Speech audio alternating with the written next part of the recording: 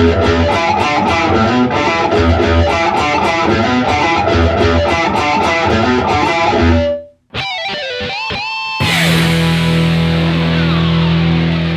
we start, just a couple quick notes on your technique on your left hand. I want you to be sure that you pay attention to the positioning on my wrist and on whether it's bent, whether it's turning. You want to avoid flat wrists like this. Also on the thumb, you want to be sure that your thumb is relaxed. You want to avoid pressing in like this, have it collapse like this a lot. So you may see the thumb like this, or it's coming up.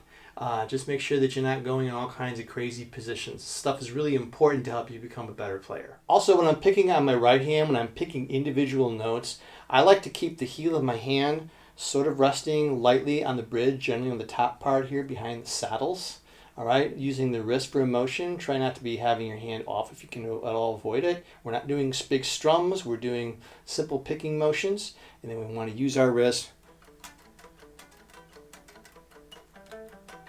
just kind of like that.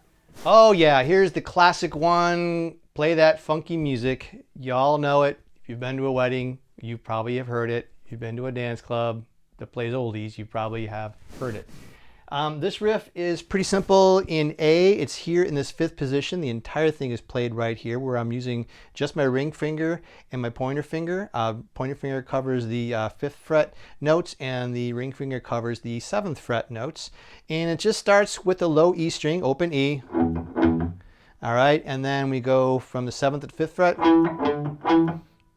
So you do that back and forth. Notice also there's these stops. So how you do that, if you're not really accustomed to doing that, I like to do the stops with a combination of lifting my finger up and just meeting the string that way. And also for stuff like the open E string, I'm resting my hand, my picking hand, right on that string to stop that open E string noise, which you don't want to have going on while you're playing the riff. It's really all about those stops and just being very funky. Play the funky music, right? And then you just go down to the low E string on the 5th and 7th fret. And then the 2 notes that you just played on the A string. And that's pretty much the riff.